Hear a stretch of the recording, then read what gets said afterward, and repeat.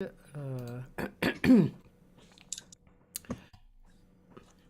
wait a minute. See, got it. Come on. Oh, please. You know what? Give me a second. I got to go run and get something. No problem. We're live anyway, so.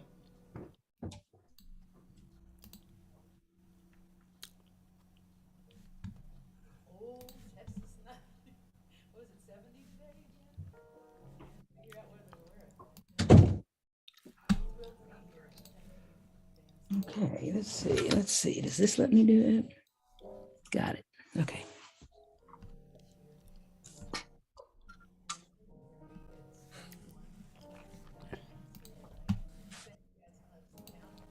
We'll be there on January 6th. The Gin Convention is in town. We're hoping some of our friends from all over the country that are talented musicians that we've met, we're hoping they come by and sit in with us during that weekend. I think the whole weekend we're going to try to get some of these great players that are here in Dallas. We're going to grab them while they're here. See if we can get them over Talk there. too much. I could send you another one that I thought that was the one that I No, opened. we're live now, It's so probably the first you're time fine. I ever did sitting in with a jazz trio.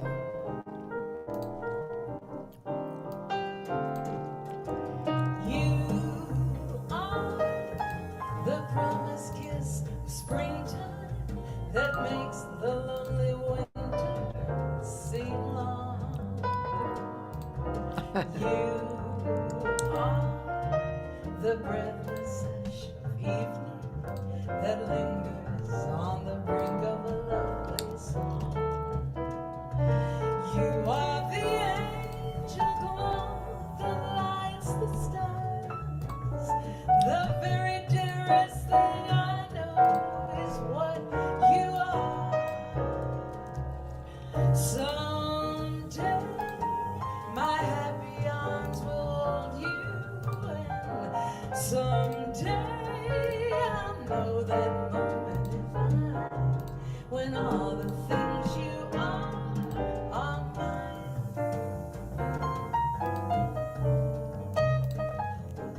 Let's see.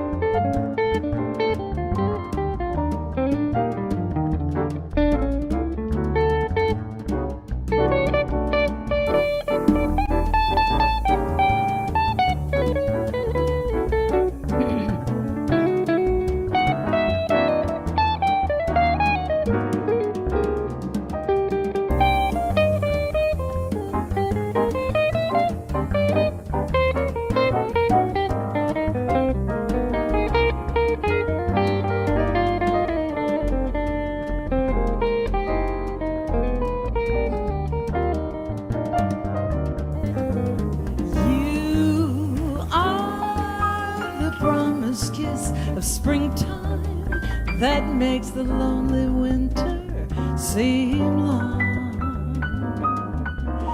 You are the breathless hush of evening that lingers on the brink of a lovely song. You are the angel glow that lights the stars. The very dearest thing I know is what you are. Someday my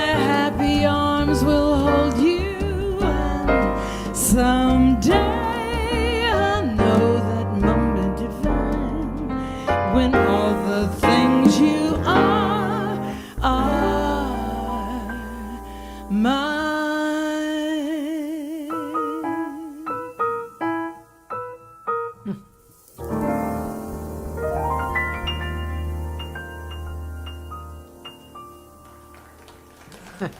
Thank you. Yay. My friends, Peggy Lauren and Bill Lohr. And Peggy Lauren is my guest today. What's your name these days? Oh, lots of things. On a good day, it's just plain old Peggy. Yeah, I hardly go by Peggy Lauren anymore. I kind of left that in Los Angeles, but that's my Screen Actors Guild official name. So it's Peggy Lohr? Peggy Lohr, yeah. Lauren's my middle name. I chopped off my real last name to be a star. So my original name was Peggy Lauren-Horwitz. So okay. Yeah, it just didn't have the same ring. So I chopped off the Horwitz. A little more than Segal-Garcia. Yeah. Hey, I don't think Ralph Lauren's last name was really Lauren either. Yeah, no, I don't either. There you go. We both dropped it. Yeah. I remember, Bill Berry said my name when he heard my name. He said, "Oh, the all-American name." True. Yeah, always Cathy Segal. It got stuck. Cathy Segal. It wasn't long enough. So when I married Gus, Cathy Segal-Garcia was perfect because the G, and then I always say that I keep all my names just in case I have money anywhere. Yeah, there you go. Hey, my original name got stuck also. Horwitz. So, not so good. That must have been bad in high school. Yeah. People always made fun of people with names like that. Oh, yeah. But my mom wanted to name me Laurie, but my dad was afraid everybody would call me Laurie Horry. So they went to the Peggy and picked the Lauren for the middle name. Stories my mother told me. Oh, Lauren really is your middle name. Oh, yeah. I see. Oh, yeah. Wow. That was a very beautiful name. Probably after Lauren Bacall. My mother loved the movies, so she probably had to put a movie star name in there. Yeah.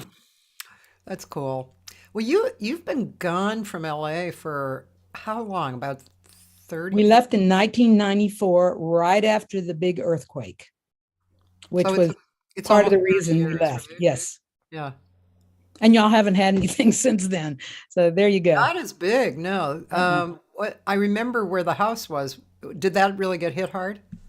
We lucked out. We didn't have any damage stuff, but boy, it shook us up in the middle of the night.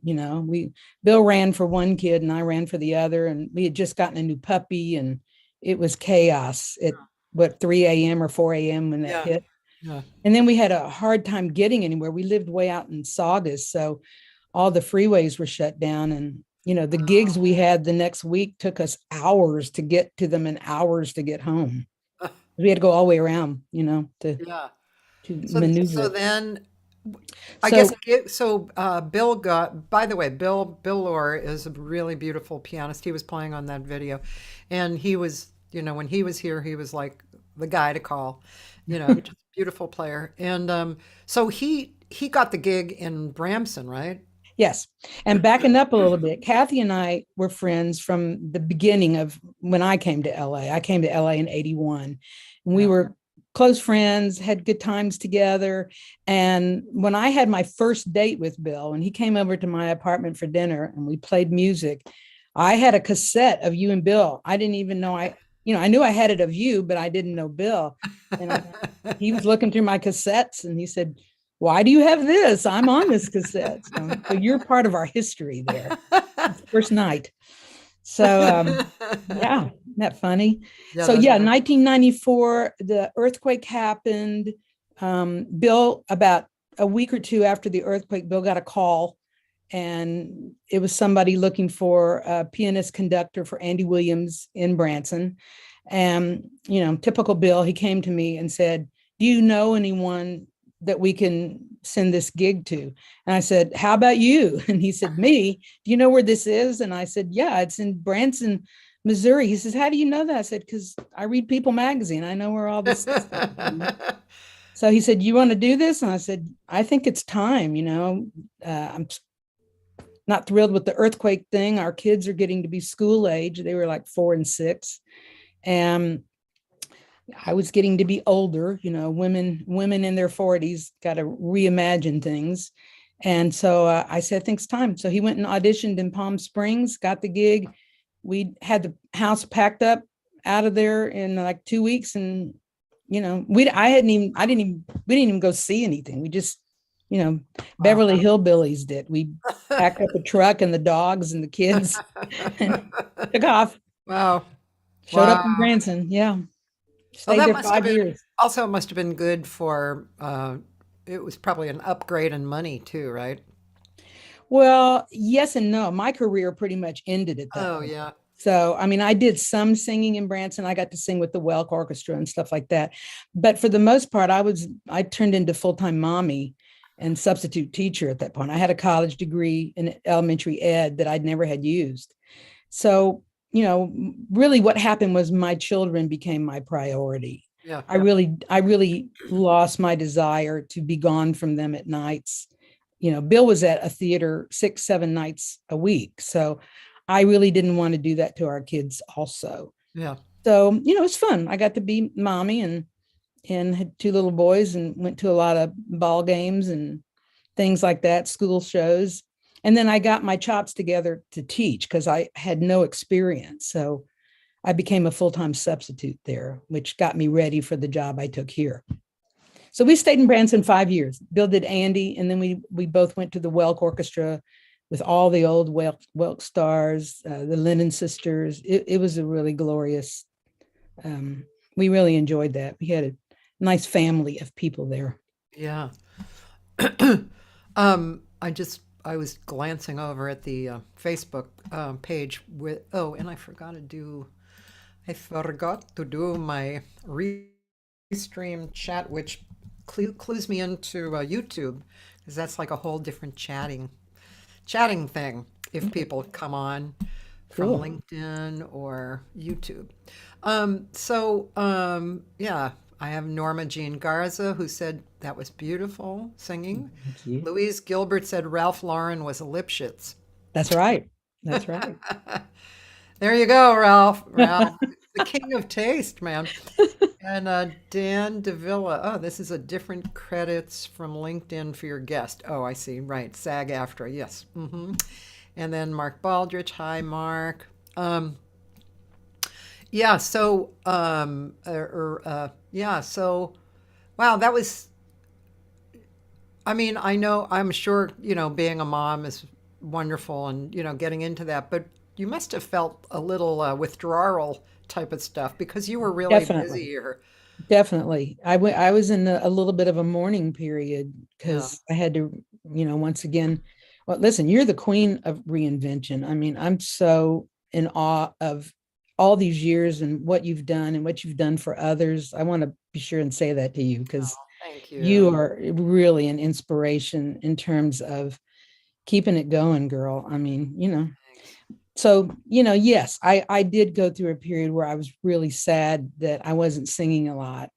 And only thing I can say about that is I found my way back to that eventually, but I was so busy with the rest of my life that I really didn't have time to think about it. I just had 2 little boys to raise and I don't regret it because they are still number one for me.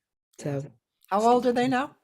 They're in their 30s, which is weird because in my head, I'm still in my 30s, So yeah, they're like 34 and 32 now. Did they take any musical? They did take music lessons in different things. Luckily, our school system requires that. When they get to junior high, they have to choose choir or band or orchestra, which that was great. So they did some of that. Our oldest, when I was in Branson, one of my reinventions in the way that I did keep music in my life was I created a musical theater class for kids. There was a performing arts school there. So I taught acting classes. And then from that, I got voice students, at our Oh, house. So yeah. I did that with children, and I made my sons come to that because I didn't have a babysitter. So they really didn't have any choice but to come to my musical theater class. And at one point, they were both in some productions we did. And my oldest, we just really had never heard him sing. And he played one of the parts. We did Wizard of Oz, and he was Lion. And, I remember the day Bill and I were sitting at the, rehearsal, and we didn't even hear him rehearse at home. All of a sudden he gets up and starts singing, and he's got my voice. He's got the vocal talent. He just never wanted to use it. And then about a year later, he got the lead in the school musical, and he came home and he was like, I didn't even want the lead. I just want to make an A in the class. So that's why I had to try out. And then I got the lead. So he's definitely got the talent, but neither one of them wanted to pursue this. Yeah. So we didn't push it. What do they do? Our oldest one is in solar energy right now. He just moved to Colorado, he and his wife. And so he's in sales with solar energy, which is a passion. They're very ecologically savvy, this next generation. Our youngest one is in marketing and advertising, and he lives in Dallas and works from home, and that's they keep busy, Cool. So Yeah, see it's them. wild when you're friends from when you're young, Mhm. like us, and then you see usually from a distance, these families growing up. And Yeah. it's really interesting. I never had kids, but when I married Gary 20 years ago, he had two daughters who were in their 20s, and who actually kind of sold me on marrying him because they had such a great relationship together, and I had my stuff with my dad, and so to see such respect and love between the children and the parents it sold me. It actually really did sell me, I could see why. Yeah. yeah, very stable, nice, good people, He came with good recommendations. Exactly. It's always important. So, what are you doing nowadays? Nothing. Actually, no, it's funny because Yeah. when the pandemic started, well, let me go backwards. I taught school for 20 years, 17 of those here in our neighborhood, actually. And actually, I taught fourth grade for 17 years, the same Oh, grade. And I retired from that, not knowing a pandemic was coming. I retired from that in the spring of 2019. uh, So I was still getting used to, and I should say Bill was still getting used to me being home all the time, because I was never home. For 17 years, I was at school 12 hours a day. It's just that job requires that. uh-huh. And, so that was an adjustment, just being home. And then the pandemic hit. So luckily during the pandemic, I was on the nominating committee for Screen Actors Guild. So I watched a lot of movies. I panicked when, this pandemic hit and said, oh my God, what do I still want to do, that I haven't done yet? We're all going to die. That's me. It's like Chicken Little. So I wrote my memoir. I know that you've written a book recently that I can't wait to read. And I did the same. So You finished your memoir? I'm not quite finished. And the Yeah. only reason I say that is I finished it, and then I'm going back and editing it. And it's just taking a long time because I keep thinking of more stuff. Yeah. My book is not very long either. Mine's over 100 pages, but it's kind of a love story to Hollywood, and just basically good memories. And it talks about my beginnings and, how I had this passion and this drive Yeah. to never give up and keep going. Yeah. Right. So I did that. But I mean, the funniest text I got one night, I got a text from a friend of mine about 4 a.m. because Bill and I stay up all night because we've got nothing to do the next day anymore.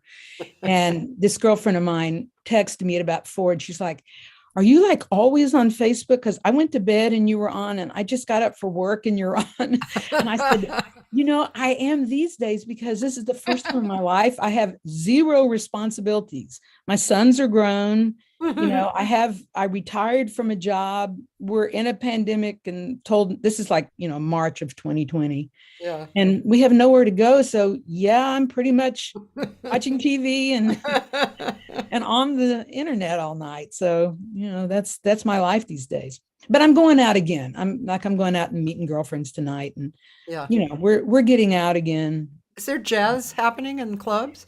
There is some jazz happening in some clubs here, but I wouldn't call Dallas a real thriving scene. Yeah. That was one of the reasons I left Dallas in the early 80s, was because I felt like things, were not as happening as LA or New York. Yeah. So I felt like I was getting to the end of those years. I was in my late 20s and thought, girl, you got to do this now.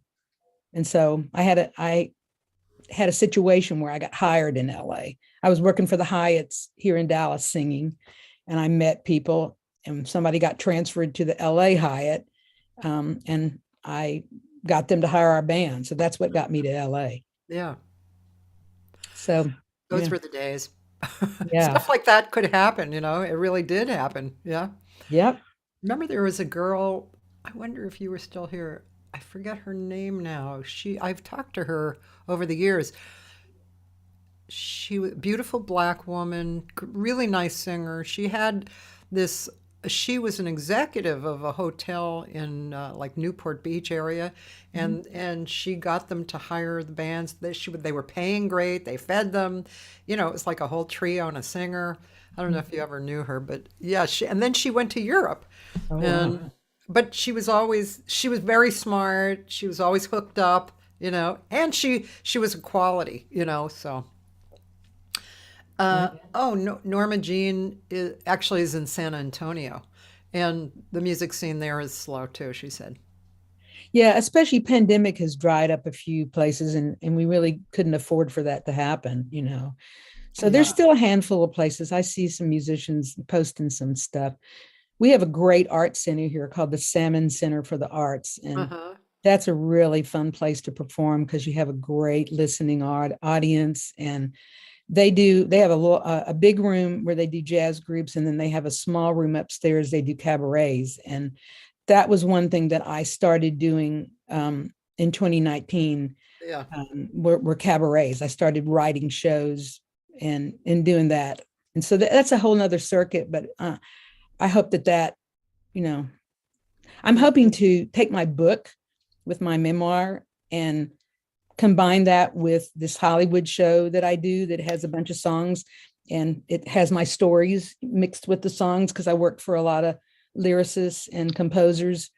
And I'm hoping to marry those two things when I feel safe enough when I get the book done first, and then feel safe enough to get out there and advertise it a little bit. I love that idea. Yeah. I really do love that idea. As a matter of fact, I had a friend, Gary Bavona, whose father was Gus Bavona, who was like one of the major sax guys in Hollywood, right?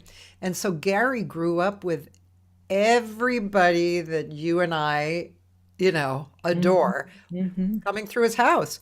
And it was unbelievable. His stories were unbelievable. And at one time I wanted to write a show with him, and it just kind of fell off.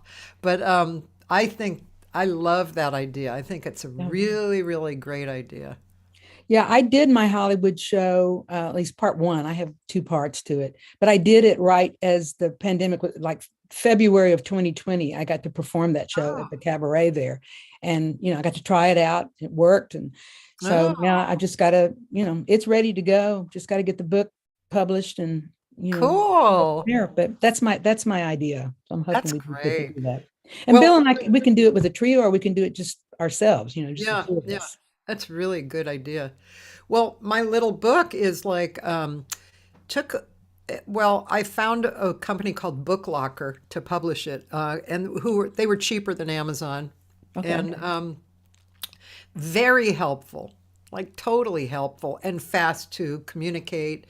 And it took a little while, and I edited the book over and over. And at some point I also thought, okay, I have to just stop Mm-hmm. I could write another book, Mm-hmm. Mm-hmm. but so I understand all of that. And editing is so trippy.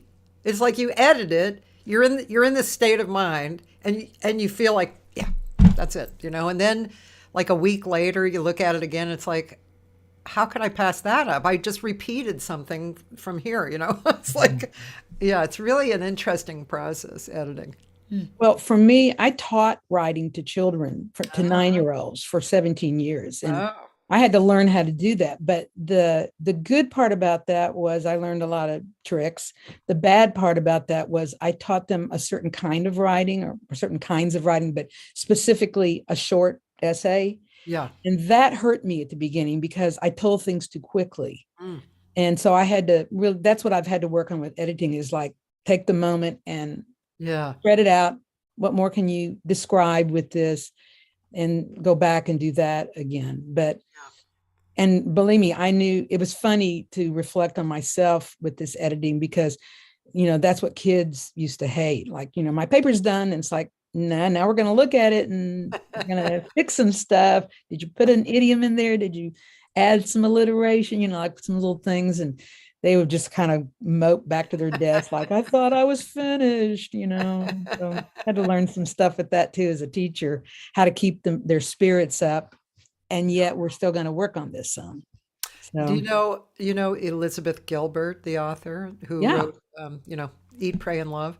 Mhm. She also wrote a book called The Magic. Let's see, Magic, Being the Magic. Wait, what? I can't remember the second book. Something about magic. And it's a great book. But one great thing that she said that I just, latched on to, and this with singing or learning an instrument or whatever, but she said early on she committed to being a writer. And in that commitment, she committed every day to write. And this was when she was young. So she just wrote, a little bit or whatever every day. And what she found was every time she started a new project, first she'd be really excited. And then she would just be totally disinterested, kind of feeling like, ugh, whatever. But because she was writing every day, the next day she felt better. Yeah. So she understood that every time she started a project, that process was going to happen. That's I just valuable. thought that Thank was you. great. Yeah, that's great to hear. I will consider that. Yeah. That's definitely part of it. Yeah. I've in and out, some days I'm real productive and some I'm not, but I have tried to do the writing every day in some form. I keep a journal.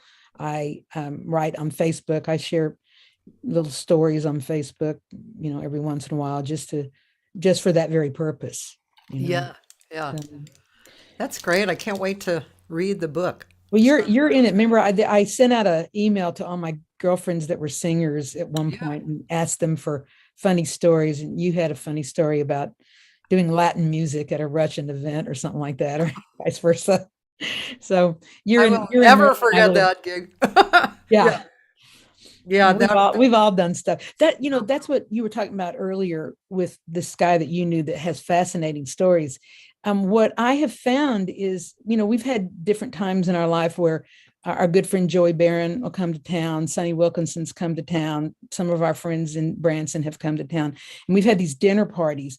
And I wish I had taped them because, I mean, the stories that everybody has. If you were in the music biz or are in the music biz and you stayed in it for many, many years, and especially if you did Los Angeles or New York, where the big scenes were, you have stories. You have stories with famous people. You have crazy stories where you're lucky to be alive. I mean, that's what my book is about. It's just like this crazy thing where, every time somebody during my life, somebody dies or whatever. Oh, I met them, at a coffee shop in Toluca Lake. They did a show for us. And, it's just crazy stuff that, yeah. we can reflect on now. At the time, it was just our life, Yeah. and we're having a great time and doing what we love. And being with our friends. I loved the LA scene because it was so supportive. I felt like all of it, none of us felt, at least for me, I never felt like we were competing with each other. It was more of a sorority. And I know you've continued this. I mean, you're the queen of this, where, we tell each other about a gig, or we, if anything opened up, hey, go over there. They're hiring somebody every 6 weeks or every month, like the Money Tree, Yeah. It wasn't my room, it was our room. Yeah. And Yeah, that was each other. and also we were giving each other actual gigs, Yes. I mean, Kathleen Crone, she so many gigs she would send me because she had a steady hotel gig, and she was getting oodles of weddings and stuff, so she'd send me to her hotel gig. Oh, yeah. Yeah, I mean, yeah, I think it was a period of time we were all kind of like you and I, similar heart, Sonny, Sherry Williams, Mike Campbell, who's here. He says, I love Peggy Lauren. She knows it. I love Mike Campbell. He knows it. We talk to Mike a lot. We talk to Mike probably once a month. Have a lot of laughs together. But during that period of time, it was a happening and warm period of time. We were all in the trenches together. I think there weren't so many people as now too, right? And so it really was kind of a more solid, smaller community, and we were just doing everything. And it was great. It was really great. I'm so glad I was here for that, I really am. Me too. Yeah. Me too. Oh, and it was affordable. I mean, I had a bungalow in North Hollywood for $300 a month. Yeah. Yeah. I know. Because let's face it, musicians' salary, especially club gigs, really haven't changed much since the 80s, pay wise. And, we could live on a little bit of money back then. Yeah, that is so true. Yeah. I do remember a particular party that I have to mention, when I might have written about this to you, but the party at Kim Richmond's house or something. Remember that? So we were doing like a girl singer party or something. Yes. And everybody was there, including your tall friend who had posed for Penthouse. What was her name? Pam. Pam, right. And Billy Mintz. Do you remember Billy Mintz? Yes. In drag. Nobody really knew it was him. I did, and you probably did, but people didn't know. He looked like a woman, like kind of an unattractive woman. Anyway, he was there, and then we heard some great stories. That was where you told the be careful here. I won't say the whole story, but the Robin Williams story. Yeah. Oh my God. When I think of that story, I still laugh. And then there was somebody who had a gig in Texas somewhere where the floor was moving and they didn't realize it was cockroaches. Oh yeah. Oh yeah. That was a great party. It was. We would swap clothes at some of these. Like we would all bring an evening dress or something that we didn't want to wear anymore. Yeah. And no money was exchanged. It's just like somebody wanted that dress, they could have it, and somebody wanted somebody else's dress, they could have. But we did stuff like that all the time. That was so great. We were our own entertainment. It was pretty fun. It was great. Another thing I was going to say too, I think that you and I both share, or any of the girls that I knew share, is the reason we kept working also was I did all kinds of stuff. I did jazz clubs, I did pop gigs, I did studio work, I did singing telegrams. Yeah. I did backer auditions. I mean, when you can do, the advice I would have to young girls is starting out, or young guys, is the more you can do, the more work you'll get in different, even lately, like this cabaret stuff, I really had never really taken time and written these 1 hour shows. Yeah. And I actually there's a great singer performer here in town named Denise Lee, who's actually the cousin of Angela Carroll Brown, who I just adore. And Angela's been helping me edit my book too. And anyway, Denise is a wonderful actress, singer, cabaret singer, and I've learned a lot of stuff from her. I went and saw a couple of her shows and picked up some pointers from that. And so I'm still reinventing myself is my point is, Yeah. So if there's work there, I want to learn how to do that and get better. And people say that I'm out now. People will walk up to me sometime and say, oh, you really do a good show. And it's like, well, I didn't 2 years ago. I kind of learned how to do this in the last couple of years, put Yeah. it together, because I have to be careful not to be the history teacher, because I go into my teaching thing. I have to stay the entertainer. So that's been the balance of doing a cabaret show, is not to teach, but to entertain. And that's different. Interesting. Yeah, that's really interesting. Yeah.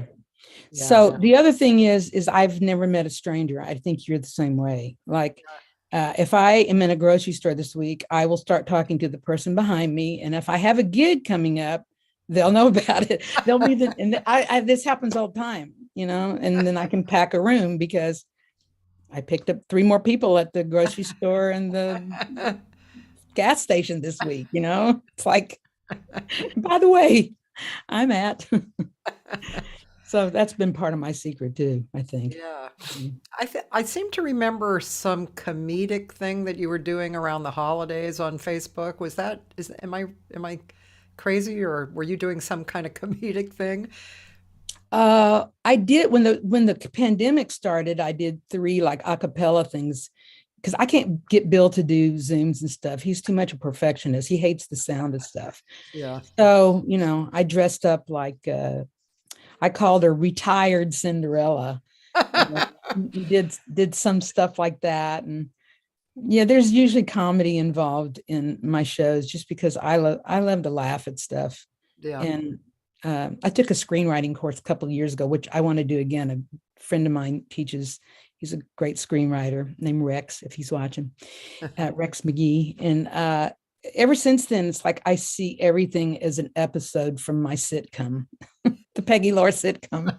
Like, if it makes me laugh, it's like, oh, that would be so good. Or it could be somebody else's story. But I have found that's the way my mind works. So these days is I'm living in my own episodes daily. Even that idea is really great. I'm living in my own episodes. You should use that. Well, probably Christmas. I love to walk around our neighborhood, and I love to take a picture of like the worst decorations you've ever seen. Like, somebody has a mannequin in their window down the block from us, and they dress it per, like if it's Christmas, they're dressed like Christmas. And that just cracks. I don't know. I can just entertain myself all the time with this stuff. It's good. It's a good thing. So that was probably what you saw at Christmas time. I was taking pictures of like the big blow up animals that people put in their yard, and they have no theme to them. It's like they have Snoopy, and they have Grinch, and they have a reindeer. It's all funny to me. So yeah, let's talk a little bit about the Bergmans. So for those of you who don't know, which probably isn't many people out there, but Marilyn and Alan Bergman were probably some of the, if not the most prolific lyricists that ever contributed to music, and wrote with great musical composers, and just everything from the theme from Tootsie, It Might Be You, to What Are You Doing the Rest of Your Life, and this whole part. And the thing is, another thing, like Peggy and I took part in a little tribute that lasted a few weeks with Luther Hughes on for the Bergmans, and it's so obvious that people of our age group, we came up musically in a time when there was this, and I never quite know what kind of genre this is. What are you doing the rest of your life? What genre was that? It wasn't exactly the Great American Songbook, or what I think of it. It was more modern, but it wasn't real modern. It was kind of pop, but not really pop. Do you? Yeah, but I think that in those days you'd hear stuff like that on the radio along with the Rolling Stones. It's like Yeah. it was so diverse in terms of the kinds of things that would be on pop radio. Yeah. One minute it would be Andy Williams singing, movie songs. Yeah. Next minute you'd have the Beatles or the Rolling. It's like it was this weird mix of stuff when we were growing up, I think. Yeah. And I was always it's sometimes I think some of this stuff is fate because I was always a really big movie music buff. Like when other people, not that I wasn't listening to rock and roll and everything teenagers listen to, but I was also listening to Michel LeGrand's album or the album from Camelot or these were also part of my teenage years. I discovered Jobim then. So I was buying those kind of records along with the stuff that every other teenager was buying. Right. And the Bergmans, my first recognition in my mind, or what I remember of them, was listening to Sergio Mendes' album, where they wrote So Many Stars and Like a Lover and Pretty World. I mean, I knew all of those songs as a teenager.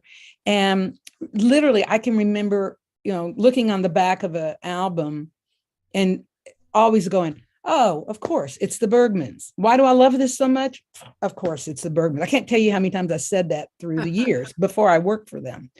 So when I moved to LA in 81, I had met somebody, in Dallas that said, I can do something for you if you ever get to LA. And so, I took their car. This guy worked for Columbia Pictures, and I called him when I got to town, and he really couldn't do things for me, but he introduced me to the Money Tree. He said, well, I go to this place called the Money Tree. It's very popular. A lot of studio people hang out there. It'd be good exposure for you to sing there. So we went there, and my friend Mike Campbell was singing that night. And I enjoyed listening to Mike for 4 hours. He didn't know who I was. And, I talk like a hick from Texas. So he had me understandably wait till the end of his gig. What time did that gig end? At 2 a.m. or something? So at 5 minutes to 2, he said, there's a young lady in the audience. We're going to let sit in with the band. And I sat in, and then Mike and I were instant friends from then on, good friends through the years. So I started singing at the Money Tree all the time. I ended up meeting, there is a purpose to this, to the Bergmans. I ended up meeting a lady named, at the time, her name was Patty DeCaro, but she became Patty DeCaro Fidelibus Zametti. In the end, she was married to Bob Zametti. And she and I just became really good friends, and we'd hang out together, and I'd go sailing with her and her boyfriend and all their friends. And that's the way it started. It wasn't like a connection thing. I didn't know that she was the music contractor for Warner Brothers. Oh. So, they kept coming to hear me sing. We kept being friends. And at one point she said, my boss, Danny, and I can't remember his last name at Warner Brothers. Let me introduce you to him. He might be able to do something for you because I think you have a great voice. So I went over there one day and I met her boss, Danny, and he had me sing for him a cappella in his office. So I sang for him. He said, I think you're the perfect voice. I have some friends looking for a demo singer, Marilyn and Alan Bergman, and I'm like, I'm having a heart attack. Like, what? Like, that's who you're going to introduce me to? I was flipping out because I was such a big fan of theirs. So next thing I know, I get a call from Alan. He wants to send me, he's going to courier. They would courier the tapes to me. And it would be Alan always did a scratch track for me. And then he had a nice lead sheet for me. At the time I was single, my friend Nick Fryman would help rehearse me a little bit with it.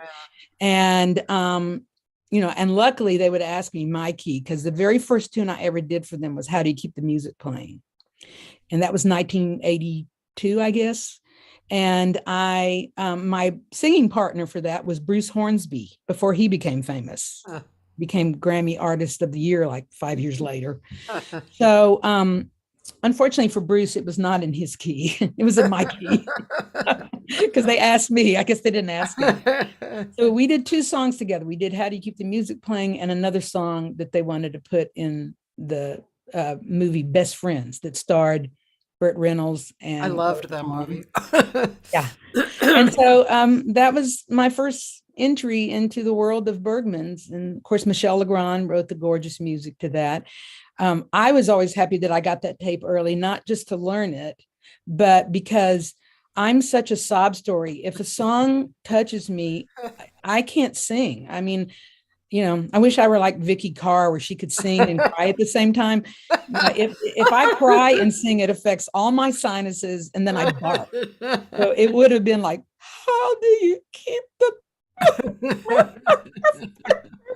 that would have been it.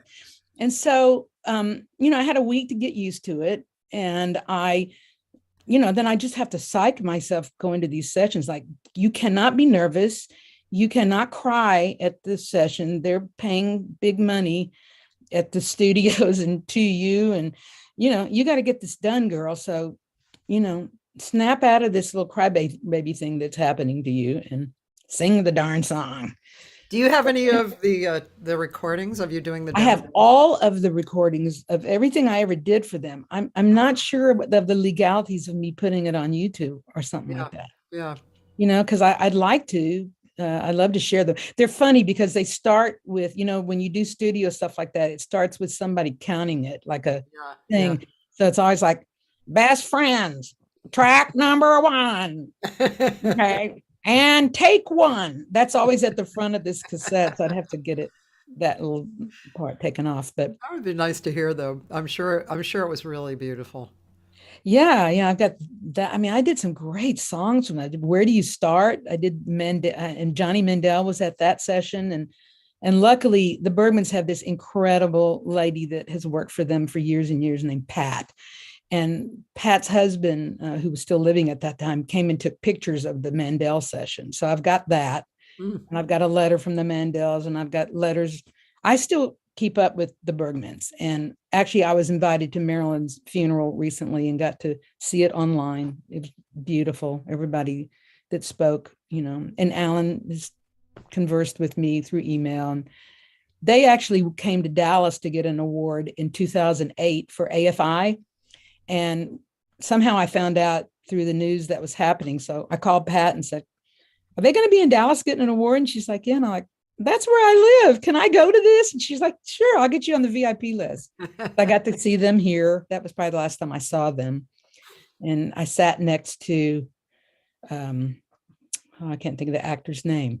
Ross Perot was behind me that night. And they also honored Sidney Pollack that night. So he was there. Wow. And right next to me was, I can't think of the actor's name. He just passed away recently. Bill, I'm trying to think what shows he's in. I'll think of it later. Do you do that these days? I can think of one name, and then Bill and I go down the alphabet, and he thinks of the other name all the time. I need my partner here. Yeah, no, my saving grace, even for people I know, my saving grace is that I write notes to myself in my contacts. Oh, me too. Yeah, so I, like a student or something, whatever. And then I look through all my students, and then it's like, oh yeah, I just saw a girl the other night like that. I know her really well, but I tend to forget her name. But I forgot Gary's name once. I was introducing him, and I was like, his name just wasn't there. And he looked at me, he knew it, and he started laughing. He said, it's Gary. It's like, oh, yeah. Nice to know you. I'm married to you, yeah. Yeah. But lately, yeah, a lot more. But, I would like to go here. I would like to hear one of your recordings. So let's see. Like, how about this? Blame It on My Youth, or is this? Yeah. Where's the Never Let Me Go one I sent you? Did I give that to you? I don't know. Oh, look, Angela Carol Brown is on this. Oh, just talked about her. Hi, Angela. She must have come up on. Talk about somebody I admire. Oh my God, Angela Carol Brown, talented in so many different ways. Gorgeous singer. My husband's one of his favorite singers. She's pretty incredible. This one? Yeah, I love that one. Tom Warrington does a bass thing on it. It's gorgeous.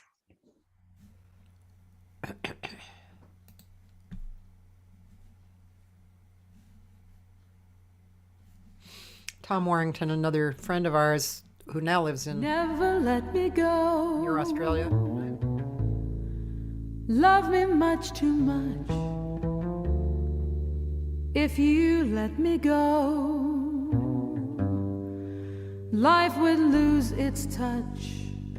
What would I be without you? There's no place for me without you.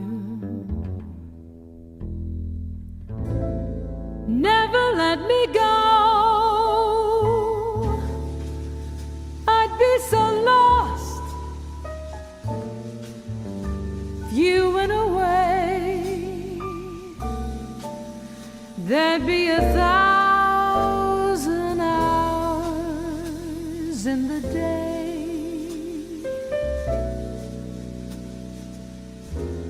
Without you, I know.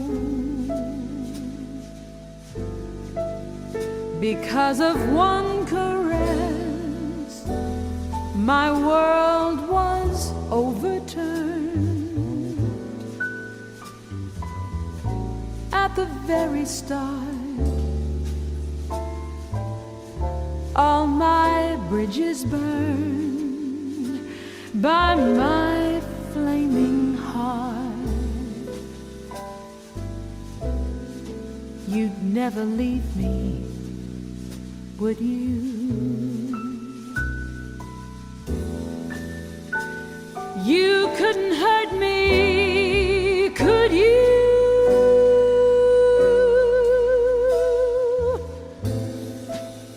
Never let me go.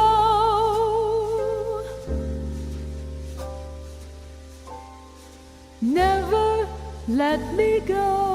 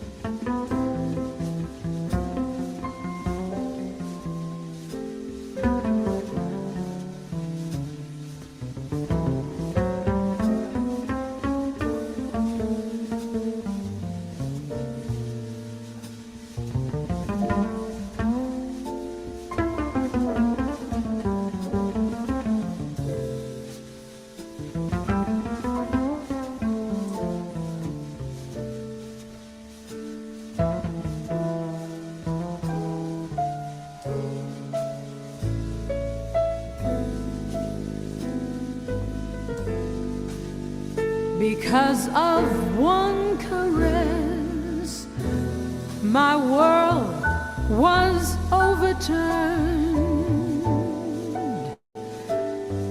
At the very start, all my bridges burned by my flaming heart. You'd never leave me, would you?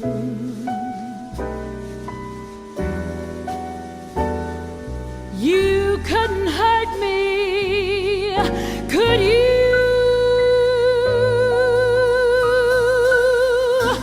Never let me go.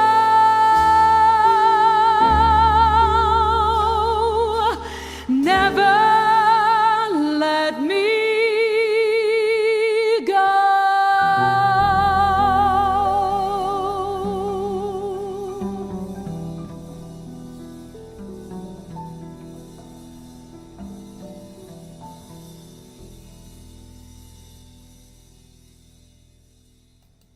Beautiful. Thank Wow. you.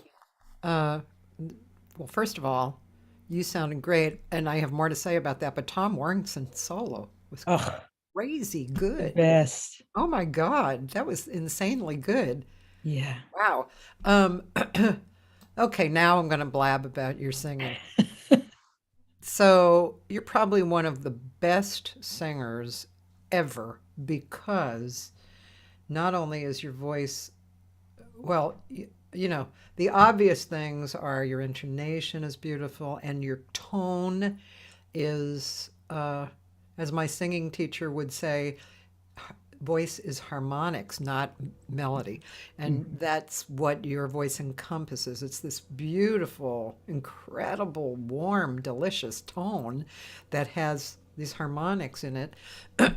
But really and truly, what makes you even better than that is your phrasing, your storytelling. And you can't, that's such an interesting thing, to get from a singer. And unfortunately, too many new singers coming up do not, they haven't reached that yet. And I think part of the reason maybe is because the music is more modern, Mhm. so they're trying to do, 16th notes or, and, but the thing is, it's really, I mean, you can talk about it, like how long the space is between ideas, um, which word is emphasized, dynamics, like, oh, there's a word that has just a little more, but Mhm. it's not a technical thing. It's a heart thing. So Yeah. you just, that was just, yeah, divine. It was divine.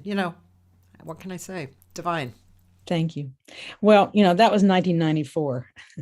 I don't have the control I used to have, partly because I'm older, secondly because I don't sing as much. We used to sing every night. Sometimes Yeah. we'd sing all day long if we Yeah. did studio things and then a gig at night. Right. I don't use my voice as much, and I really have to, when I have a gig, they're so spread out these days that I have to really warm up a lot before I do them. But aside from that, yeah, like there are a lot of really good singers, that can carry a tune, sing the tune. I'm talking about both famous, not famous, people I Yeah. know, people I don't know. Yeah. I love to watch things like American Idol. I don't know if you do, but I love to watch these things. The thing that makes the difference for me always is if their heart is in it. I Yeah. mean, yeah, I don't want somebody that's singing out of tune, Yeah. I mean, that's got to be there too. But and I feel sorry for people that don't have a tone that they're born with. I've said this so many times, it's like it's never going to get better. This is the voice they're born with. I Yeah. mean, luckily for me, I have kind of a rich sound to my voice, or for whatever influences me or whatever Yeah. also. But more than anything, for me, what I always strive for is I've never been afraid to show you what is in my heart. Yeah. I don't have a lot of pretenses when I sing. I'm not saying that I always get to the point that I want to get to. Some nights I'm real scattered and I'm thinking about my set list and I'm thinking about everybody that's there and I can't seem to focus. But the nights that are best for me, and I don't know if you feel this way, it's like I always want people to stay for the second set because I feel like the first set is like first hour at the office in the morning, second set, you kind of relax, Yeah. end of the night, I want to go for another hour because it's like I'm finally relaxed and we're having, Yeah. so, but that's the hardest thing is to get to that point where you get rid of those pretenses, and everything else, and you just pay attention to the words in the song and bring your experience to those words. Yeah. Yeah. Well, right there, that's it, right? And people call it authentic or transparent. Mm-hmm. People call it that, but that's like when I've seen great players and when I move to tears or I look around the room and people are sitting there with their jaws dropped, that's what's happening on stage. Sheila Jordan has done that. Paul Jost, a singer from the East Coast, Yeah. does that. It's like people, I mean, that's the gift that we actually have to bring to people, because it touches you, it touches who you are exactly, because there's something so, I guess that's what human is, it's, we all have that, but sometimes it's really covered up, and we need that for healing and for growing. Absolutely. Yeah. Yeah. Yeah, no, I think, when we all heard Eva Cassidy, Oh, yeah. Yeah. first time I ever heard her, I just burst out crying like, oh my gosh, that's an angel. We had an angel on earth. Her voice just makes me cry. So Yeah. beautiful. And so, Talk about authentic. yeah. And I even read things about her, she turned down some things that were offered her because it wasn't the path that she wanted to take. Yeah. Yeah. She was just so true to her art. Just Yeah. beautiful. We heard, my friend Roland is asking about this. We heard a wonderful 22-year-old singer who's an old soul, Samara Joy. Do you know her name? Oh, Peggy, you have to listen to her. She okay. sounds like she was plucked out of Sarah and Ella, that period of Oh, time. She's wonderful. 22. She's got such confidence and presence, and the tone of her voice and her range is crazy. Kind of like, most people know Cecile McLaurin Oh, yeah. Salvant. Yes. So it's kind of out of that mold. Like Wow. everything that Cecile has, like that presence, the range, the personality, the voice, that's what Samara has. And she did a duo Monday night with Tamir Hendelman. Ooh, It was brilliant, and the place was sold out. It was Catalina's on a Monday night, that's and awesome. everybody was out of their mind. Like, she swings, her ballads are like to die over, and the tone of her voice is gorgeous, and her phrasing. I mean, she really is an old soul. It's really amazing. Isn't it thrilling to see these young ones coming up and carrying this on and bringing new respect, with new audiences to this? I mean, I love to see that. Yeah, I'll definitely look her up with it. You've got me completely intrigued with this. So yeah, definitely. yeah, she's really beautiful. Yeah, and we were like on our show the other day. Of course, we were joined by great singers Denise Donatelli and Sherry Williams, Yeah. Mike Campbell, Dewey Ernie, and we heard Stephanie Haynes, Yeah. who, R.I.P. But she was like one of our favorites. Talk about what we're talking about, right? Mhm. Coming from a point of view and just laying it down. Yeah. God, it's just so delicious, isn't it? It is. It is. Yeah, We've known a lot of great singers in our day, for sure. yeah, One of my influences is Carmen MacRae, yeah. and my husband got to work with her, and I had friends of her. She and I had mutual friends, so I have a few stories about her in my book because I got to meet her a couple of times. I got to go to her house and hang out with her. Oh, But I mean, I learned so much listening to her, and I'd go to wherever she was performing, through the years. If she was in Houston, I'd drive to Houston. But she heard me sing once, and she told me I had soul, and I was 25 years old. But, you that's never forget that oh, you kind of don't forget stuff. that. And But that's interesting, because I think it's funny. For years, when I was in college, I didn't really like Carmen. I had grown up listening to Ella, and Carmen, her intonation bothered me for years. But then, I don't know how old I got to, but all of a sudden, I didn't even hear her intonation problems, and I heard her phrasing, and I was totally out the roof over her phrasing, because again, what's interesting? So in all the workshops that I had at my house, right, from all these different singers coming into town and giving workshops, everybody would say, "Don't interrupt a sentence," right? mhm, Everybody said that. yeah, Carmen interrupts sentences all the time, and we don't care because we're right there with her. And so when she leaves a space, we're still there, yeah. you know? She just told a story every time she sang. It's Yeah. just, she was the queen of that. She could rap, she had her own thing. Yeah. Ella had her own thing, Yeah. in terms of singing the song and just that Ella voice that was just so unique.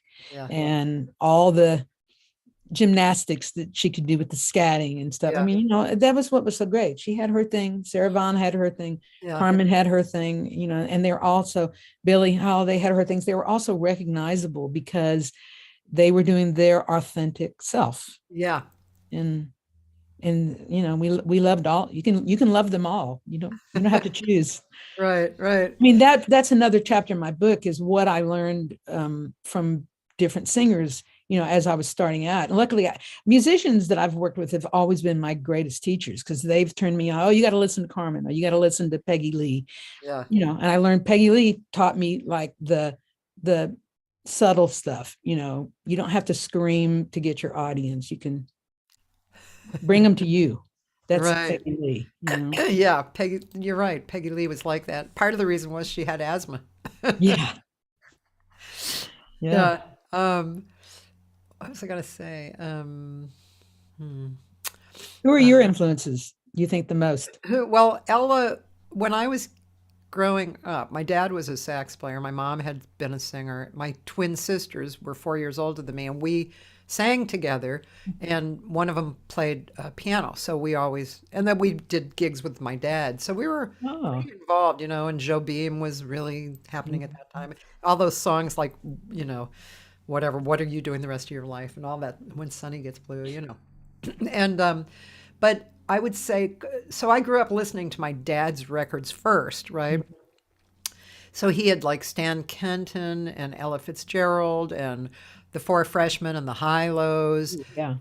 Judy Garland, actually, who was an amazing phraser, right?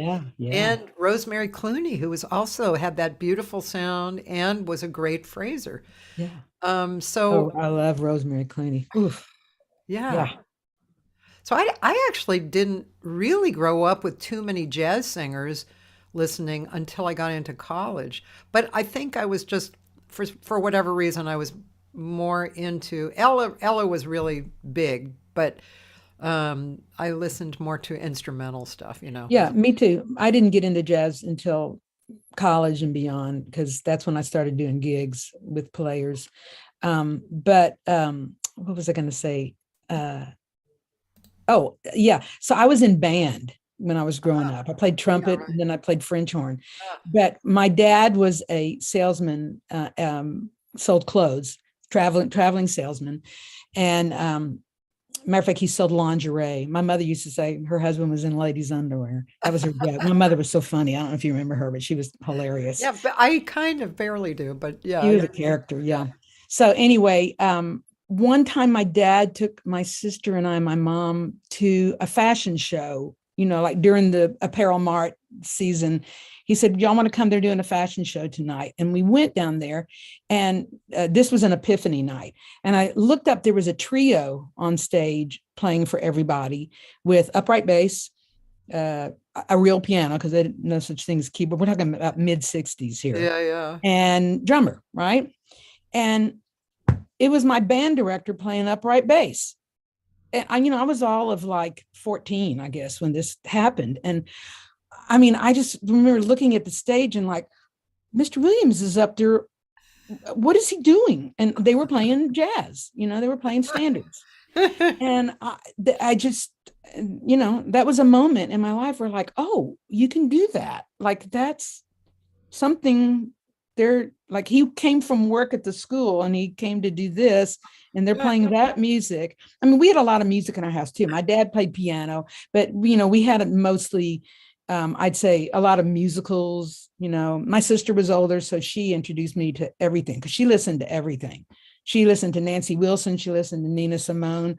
Next day, she'd be listening to the Hot Nuts or whatever that was. Hot Nuts. Cherry pie. I mean, every that kind of music was coming out of her room. The Beatles. Yeah. I remember the day she brought the Beatles, Meet the Beatles album home. And so I didn't realize this till really recently, that I think my sister was my biggest influence, because she was listening to so much stuff, Yeah. and it was coming through my wall. And, I remember like this Nina Simone thing. Whoa, what is that? So it's such great, it's Yeah. funny to reflect on this stuff. I just had It no is. idea, I It never even is thought interesting. about that. Yeah. Well, now that you're mentioning that, of course, Nancy Wilson also was in the house, and Frank Sinatra, of Oh yeah. course. You had to have Frank Sinatra records, and shows, Mhm. absolutely shows were happening. And Yeah, also I in knew school we knew too. all the Rodgers and Hammerstein stuff. We just weren't swinging them at the time. Yeah. We were doing the. I was telling a friend of mine one day, a good friend of mine named Susie. I was showing her that I had a different musical voice. Like, I said, no, we were talking about something. I said, no, you can do like, what a day this has been. What a rare mood I'm in. If you're doing jazz, you're going to take the vibrato out of it. You're going to swing it a certain way. But if you're doing musical, it's going to be, what a day this has been. What a rare mood I'm in. And he was like, what's that? And I said, that's the musical voice. You gotta switch. That's funny. Yeah. Then I can do the male and female voice if you want to. I can do why do I love you? Why do you love me? How can there be two happy as we? I'm my own entertainment all the time. Lots of things going on in his head. That's great. For some reason, I'm thinking of Clark Burroughs. Yeah. Yeah. So Clark Burroughs, he's really an interesting man. He's lasted a long time, and of course, he was the high voice in the high lows, and they also were in movies. And there's like this movie clip that I've seen of him with Johnny. Is it Johnny Mercer? Yeah, and it is great. He's really young. He's, I don't know, 20, 21. I don't know how old he is, but he's young. Of course, he looked young anyway, and he's singing and, acting a little bit. It's really cute, man. But he kept singing all these years, kept trying to put it in there, put it in. He's such a cool guy. Yeah. I You saw can him find a before lot the of great pandemic was clips. happening. Yeah. Yeah. Oh, Norma Jean says, she was the oldest sister of 7 children and did Oh, show my siblings the way to a wide array of musical styles. Yeah. yeah. Yay, older sisters. I also had, like my sisters and I would do these a cappella things that were like three piece or whatever. We did a version of "There's no moping when you're in an open sleigh," hey, and we did "Good Night, Sweetheart," and I did a recording years ago with Ross Tompkins, right? And it was right after one of my sisters died, and so uh, he and I did "Good Night, Sweetheart," and I found a tape that when one time I must have been 22 or something, but I went back to Boston and we were in the kitchen, we turned on the tape recorder and we sang "Good Night, Sweetheart." So I put that on the record, Oh, and it was really good. And then I went into, me and Ross, and I cried. Thank you, Vicky Carr.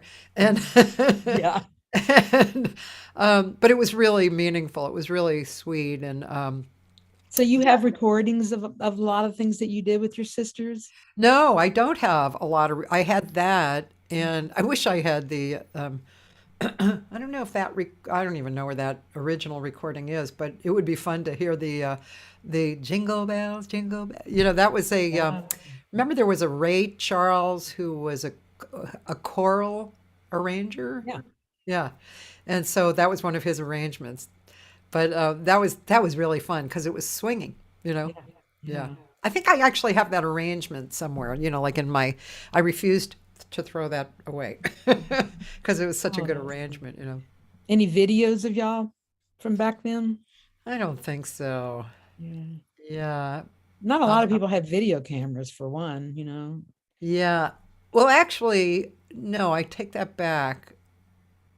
It's probably, it's one of those things. It's like, where was that again? It might have moved on to a DVD, from I think we might have done that. But nothing singing. But my sisters were twins, so they Yes. danced with each other, and I would dance with the dog. So stuff like that. Those kind of videos we had. Yeah. But Every video that I see of me when I was little, I'm being really silly. There's always a, face making. I'm sure I can totally imagine you. Very silly kid. Yeah. So when you moved what year did you move to LA? I moved in 75. Okay, so you were there 6 years before me. Yeah. And did you move with, did you say, I'm moving there to be the greatest jazz singer ever? Or, did you have in your mind what your goal was? Yes, to get away from my mother. Actually, it's true. I went to Berkeley, Yeah. 72 to 75, and then I had a boyfriend at the time. You might have known him, a guitar player named Ron Peters. And he was originally from Palmdale, but he was at Berkeley. And so we decided to move to, we went to San Francisco first. And I knew I was moving away from Boston. And I really did want to get away from my mother because my father had, these extracurricular activities. My mother was kind of had been driven mad. Oh, And she was very manipulative and clingy. And I was like my dad. My sisters were like her. So she was always really trying to get in there, Yeah. And so, and I was very, hippie and free and all this stuff. So anyway, I thought, I got to get away. So we went to San Francisco for about 6 months, and then it was too much like Boston. It was small, and Yeah. so we moved to L.A. And then so I was always a jazz singer, but at Berkeley I had a band that covered everything, and that period of time, Chick Corea was happening and Aretha, so the bands, we played everything. Yes.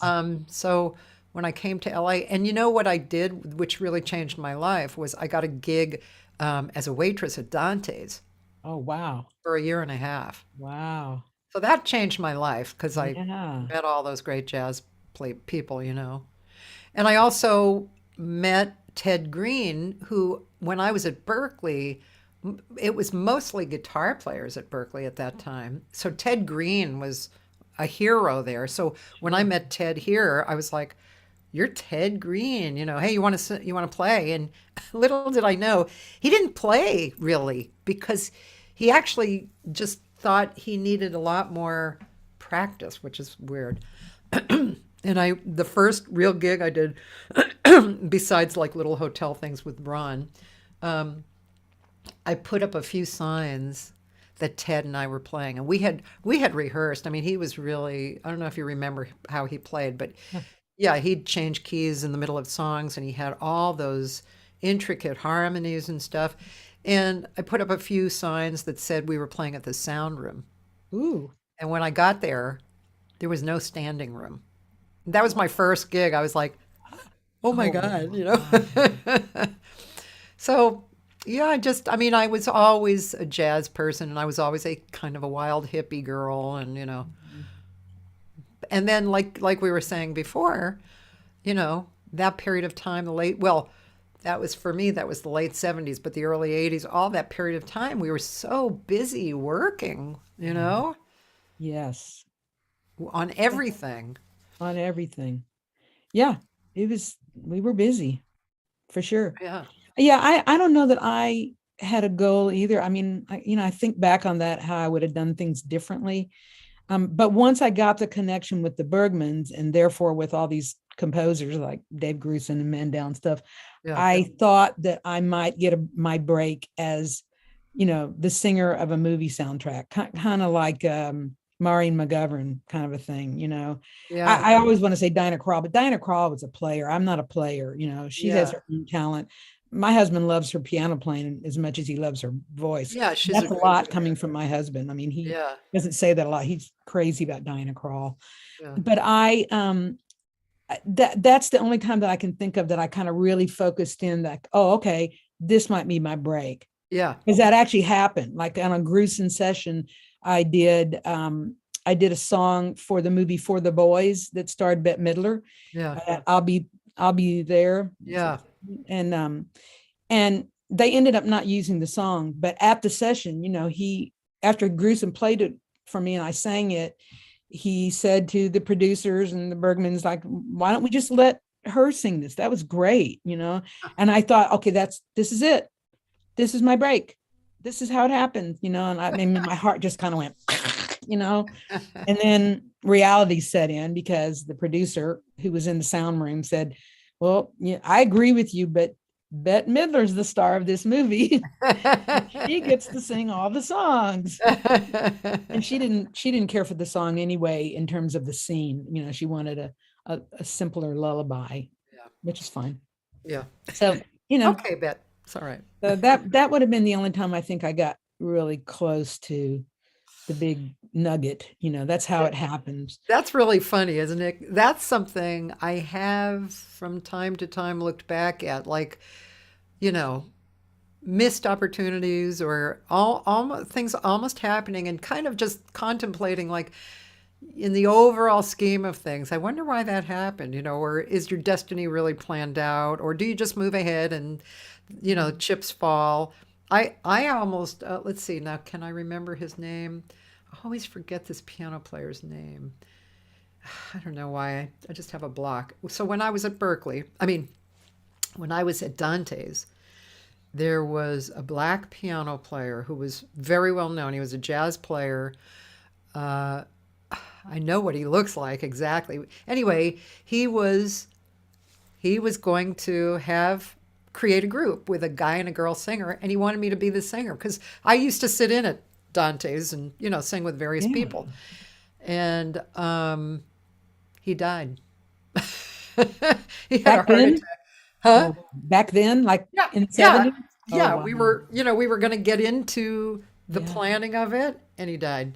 And I'm sure I may not have been a big star from it, but I definitely would have been better known, Yeah. So yeah, it's interesting to look back at those moments. And yeah, young, especially when we were young girls in Hollywood, there were a couple times where, if I wanted to explore dating somebody, to get a break, but that wasn't me either. I was a nice girl from a nice family. I just didn't want to, that wasn't going to be I didn't want it that bad to compromise my own morals. And I think, we know stories now from Me Too. There are plenty of famous actresses that did do that. Yeah. So I really wasn't willing to buy into that. And also I think that, I don't know, when I look back on it, I think I wanted the family more than I wanted the career. Yeah. Up to a point, I was fine in my 20s. But after, I got to a certain age and the old biological clock started ticking, I wasn't sure that was something I really wanted anymore. We're going to move. Do you hear the gutters? I hear them now. we're moving to another space here. Yeah, I might even just play some of you singing. So my friend was sharing, I'll be there.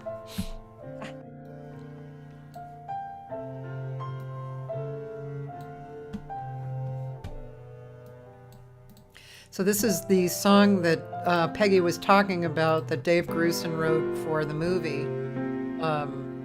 where the band is, or who? Or the boys. Where the boys are. With you whenever.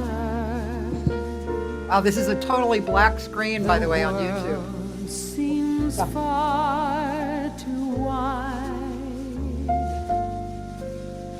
though you may not always see me. I'm right there by your side when you're frightened and pull up the covers, though it's only a creaky stair. If the rainbows fade, don't you be afraid, for I promise you I'll be there.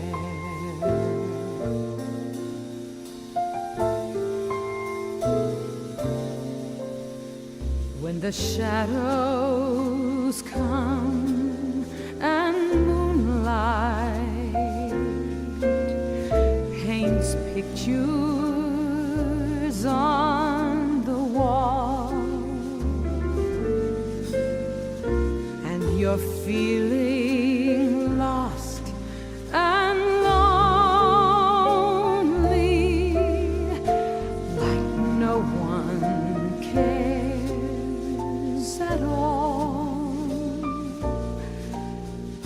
When you can't chase the demons inside you,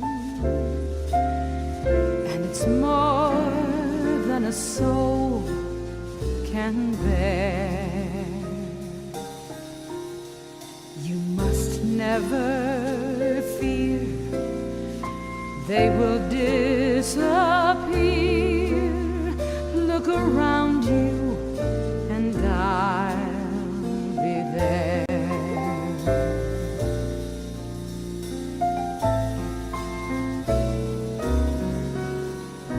There'll be times when friends desert you, and life may let you down, and those moments leave you feeling like the circus just left town. You just tell me if anything hurts you, I'll make it all right, I swear.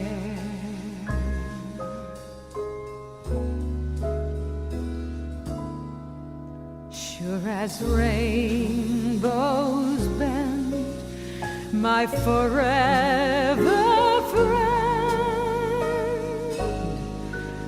I can promise you I'll be there. A kiss and a smile, then dream for a while. You'll wake up and I'll be there.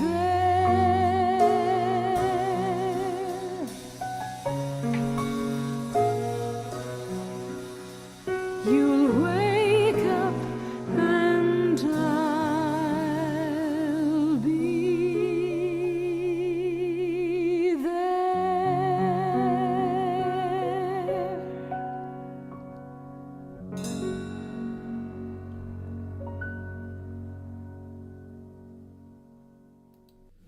Yeah, that's really a beautiful song. Yep, thank you. That was Carmen Castaldi on drums, Tom Warrington on bass, my husband Bill on piano. That was part of our passion project as we were leaving LA. It's like Oh, really? we had a studio at our house. And I told Bill, before we leave town, we're doing a project, call the guys. Huh. That we did. Speaking of that, that's a lullaby. I know you did that gorgeous lullaby with Garvin that I got to hear last week. It's funny that we're all doing lullabies. Bill and I wrote a whole CD of lullabies. I just sent you a link to one of I them. see that, yeah. And one summer it was just like school was out, and I said, let's write something. We haven't written a lot together, but a little bit. And so we did the CD because all of them were towards our sons, the way we felt about them. And I felt that other people feel that way about their kids, their loved ones, their pets, even, Yeah, just this deep, deep love that you can't get enough of them, yeah. that kind of thing. So that was fun. We did a project, a whole lullaby project. But Yeah, that's interesting that you did too. What brought you to do a lullaby? well, and we will listen to that song, but well, that particular song I wrote. I'm not sure why I wrote it. I didn't direct it towards like a niece or something, but and like I haven't had kids, but it just I don't know why that song came to me at that time, but it's definitely a lullaby, and Yeah. yeah, it's yeah, I don't know what to say about that. I like that feeling though. I really love that feeling that um, it creates, like I wrote a song in more recent years called "It'll Be All Right," and why I wrote that was because I was feeling shitty. I think Yeah. something Well, something shitty had happened, and I was feeling down, and I went to the piano, and it was kind of like a lullaby as well, and it's really turned out to be pretty. We're doing this no net project, and wow, the arrangement that was written for it, and it's very simple, but sometimes the simple material is the most uh, tying in to the heart, yeah. right? Yeah. Yeah. Well, I loved what I heard with you and Garvin on that lullaby. And yeah, I mean, I've often said even the lullabies we wrote for our sons are also lullabies for the parents Yeah. because it's the parents who feel that way about them. And Right. also, when you were doing a lullaby with a child, whether you're playing it or singing it, it's the whole atmosphere is calming for everybody. And it's that closeness. You hold your baby or your child and you're rocking them, or just it's that closeness, but it is a calming for the adult as well. So What I remember the lullaby that it got passed down from my grandmother. Do you remember any lullabies that got passed down? I never got to know my grandparents. I had one grandparent still living when I was born, and he died within the first couple of years. So I didn't have that. My dad sang to us, but he would sing like, um, oh, what's the one he sang all the time? He would sing songs to us. My mother couldn't sing. Like she was hilarious and my best friend and just the best person on this earth ever, but she couldn't sing. And we had a joke with her. If she sang to wake us up, Peggy Pooh, wake up you, we'd say, we'll get up. It was like an alarm clock. Don't sing. So It's she funny. didn't have the singing talent. She had the personality. But my dad had a gorgeous voice and he sang all the time. He kind of sang like Mario Lanza, that kind of a thing. But so I did have to do a studio session once though for Winds of War. Remember that long Yeah. series? Yeah. I had a joke about that series. I watched it just so I could hear myself because I had two segments in it. And I said, by the time Bill and I watch it, I'm like, oh my God, I don't think the war was as long as this movie was. It's like the series is long. But they hired me to come do a Hebrew lullaby. I don't know if that's where you're going with this. And I can't tell you the name of it, but that's what I had to do was come in and sing a Hebrew lullaby. And the producer wanted me to cry during it. I actually had to cry while I sang it. Wow. It was for Jane Seymour's voice. I was a Oh, voiceover for her. wow. Yeah. That's pretty cool. And of course, the Hebrew stuff does have that very connection, Mhm. heartfelt connection. No, my song it was passed down from my grandmother, who I didn't know. And it was Pigeon House. My pigeon, and it had little movements. My pigeon house, I open wide and I let all the pigeons fly. They fly over here and they fly over there and they fly all over the sky. And when they return from their merry, merry flight, I shut the door and say good night. Coo, coo, coo, coo, coo, coo, coo. And I think it was also in Russian because my grandmother was from Yeah. Russia. That's Yeah. beautiful though. Yeah, I it's can see, I can hear beautiful. Bill's changes to that. Well, I think I might have, Ted Green and I made a lullaby medley, and I think that was one of the songs in it. I should send you that. You guys I would would love to love have that. that. Yeah, I'll make a note of That's note. beautiful. I've never heard that song before. It's really pretty. But lullaby medley to Peggy. Yeah, so When You Wish Upon a Star, you did that song with Bill? Did he use the same arrangement that he played for me? I don't know. I don't remember your arrangement.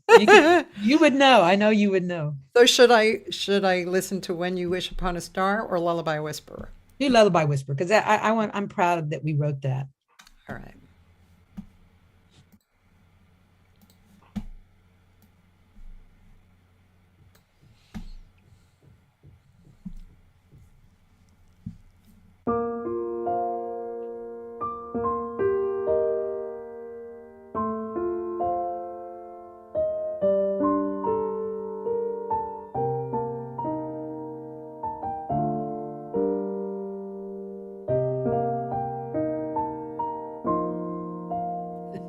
I hear your coos, I hear your sighs, and I can't wait to see your eyes, those eyes that trust that I'll be there. No greater love in life I share. My world is such a sweeter place. Each day I get to see your face, that face I love with all my heart, that precious little face. I hear you tiptoe down the hall. I run to you to catch your fall and sweep you up and say I'm here. I'll give a kiss and hold you near. My world is such a sweeter place. Each day I get to see your face, that face I love with all my heart. Oh, that's so beautiful. Thank you. That's a nice teaser, man. Yeah. I'm gonna have to share that with a bunch of people. Oh, thank you. I heard that already, but still, it's even today. It sounds kind of different, you know. It's really beautiful. Yeah. Thank you. Yeah. Now those two little guys are 6 feet tall with beards, and, you know, taking care of me. I took care of them. Now they're taking care of me. My son and I went to go get new cell phones, and he said, "Mom, your tire's flat." So he took me, fixed my tire. I said, "Thank you." Good. Come full circle here. Oh gosh. They're great. We're very proud of them. Yeah. Yeah. It's yeah, just yep, I was going to say something and I'm not going to because it's kind of a weird thing to say. Oh, okay. Oh. Yeah, I'm just not going to say that. Yeah. And it has nothing to do with you per se. It's just it's one of those things. Oh, this happened, and it relates to that. And it's like, no, I don't want to. I don't want to talk about that. So, yeah, that's beautiful. I want to actually go buy the record. So you can buy the record. Where Yeah, is it? you know, I don't know what I used to have it easy to get on CD Baby, but now I think you have to get it through Amazon, Oh, yeah, or you or can. you can just they can text me and I can send them one. I have a lot of CDs. We produced CDs right when CDs went out. So Yeah. if they want, they can just message me and we'll figure it out. I think that the downloads are still available on Amazon. Oh, okay. Sometimes it's hard to find those. I need to get it back on something. Is it Bandstand or something that everybody's going to? Band Camp. Bandcamp. That's actually it's a good site because you can, let's say I want to go to Bandcamp and hear it, I can download it for free, or I can put whatever kind of money I want into it. Generally, for some reason, that platform does instigate, people giving some money, and so that's nice, yeah, it's good. Not all of my records are on Bandcamp, but I keep trying because it takes some time to put everything up, I know. But Where do you sell your CDs? Where do you well, yeah. Okay, so my best sales are in Japan. yeah. But I mean, when I go there, it's really part of the money I make. So that's why I don't throw away all my CDs in the garage. But yeah, on CD Baby, I guess they just sell to stores now. I don't think they sell to individuals anymore. Okay. And but there is Amazon and iTunes.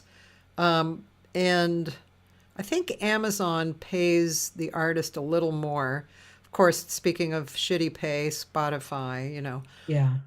and directly, like, Yeah. off your own site, Bandcamp. And actually, I'm with a new label for my last record, which I guess I'm just going to stay with, Origin Records, and they sell it. Oh, that's nice. So that's nice too, because you Yeah. can just go directly to that. And speaking of that and books, so which, ladies and gentlemen, my book, da da da, The Act of Becoming. And you can get that on Amazon or not? Yeah, you can get it Okay. on Amazon. I'm going to get your book, But definitely. you can also, for a little less money, you can get it on the publisher, which is Book Locker. And so that's another interesting thing. Like Amazon, I guess they need people to at least click and see that it's there, so then they'll keep your book on there. Okay. But Book Locker really, I highly suggest Book Locker because they really hand walked me through everything. It was really very nice, and I'm going to look into that. That sounds interesting. I really liked I was going it. to tell you that, you're talking about your album in Japan. I had a first album that I did many years ago, and I did it for a cruise line, and long story on that one. But anyway, it's out there. Like I know, how you Yeah. Google yourself, and Yeah. it's like on eBay being sold all over the world for like Or $100. Yeah, $100 for the album, right? But they classified me as oddball lounge funk. I love that. I've used that in the show, actually. Well, we're going to give you a little bit of oddball lounge funk tonight. Who comes up with that stuff? I don't know, man. I think we will say that she's oddball lounge funk, or I don't know, someplace That in is really the interesting. world. Yeah. It's not how I think of you, but Thank you. I never thought of myself that way either. oddball lounge funk. That's hysterical, Isn't actually. that good? Yeah. A whole new category for us. My guess. God. Yeah. Roland, are you asking about her Lullaby CD, if it's on iTunes? Is it on iTunes? I don't think so, but I can look. There's one CD that a friend of mine, I did all of his original music. A guy named Michael Hollingsworth he's got his CD, which is all original stuff on iTunes and everything else. But the other two that used to be on CD Baby, I just haven't gotten around to putting them on something. So the first CD that we did, it's pretty much all on YouTube anyway. You could listen to it on YouTube. All the cuts are on there under my husband's name, Bill Lohr. I think also under my name too, but Bill started the account. So there's plenty to listen to of us on YouTube. And, otherwise I would just say contact me through Facebook or whatever, and through Facebook Messenger, or we have a website. We're pretty easy to find. and we can get CDs to you that way. We only have two, the Lullaby one and the other one we did in 94 with the trio. So yeah, we do stuff from home now. We don't try to sell it. We usually just post it, like Blame It on My Youth. You saw earlier, we did that in the living room. The only problem with that is I don't have a sound booth. And so, Bill works all day, all night and does his tracks on a computer.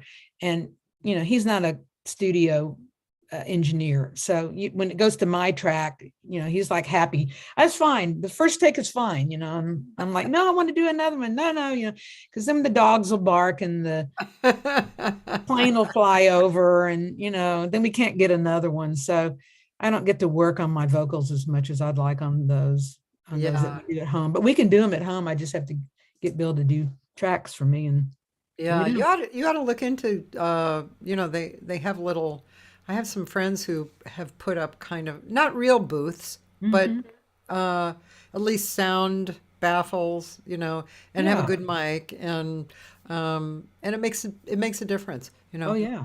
Okay. I will look into that. Yeah.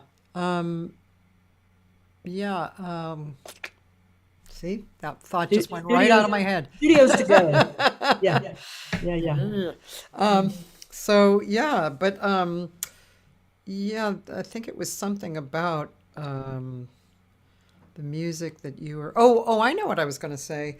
Actually, what's kind of cool right now is creating singles, and it's good because it's easy and fast and cheaper, whatever, to put out a single, and then you can do another one in 2 months, so you can continue being out there.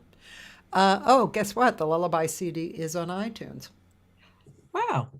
That's good to know. I know CD Baby put them on all kind of stuff. I just don't know all the different places, but thank you for telling me that.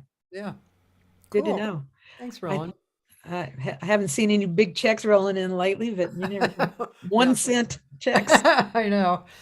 Actually, you know what? There's a group, and I have to make myself a note to remember this. And what is that guy's name? I'm just going to have to put my just words down that will remind me. The group, there's a I bet you'd be interested in this group, and anybody out there can join in too. It's musicians who are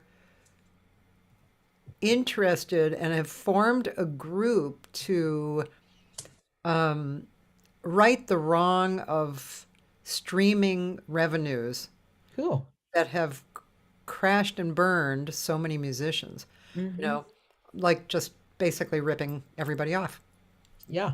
That's Exactly. it. Like, okay, we'll give you 0.0001 for that song, and so it's a really good group, and I'm gonna be posting that on my Facebook page soon.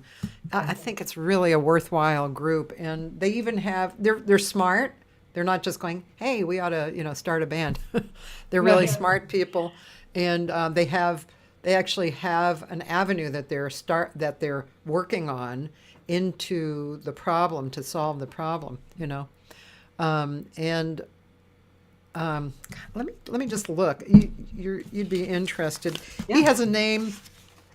This musician has a name that there's a famous vocal person whose name is similar to him, and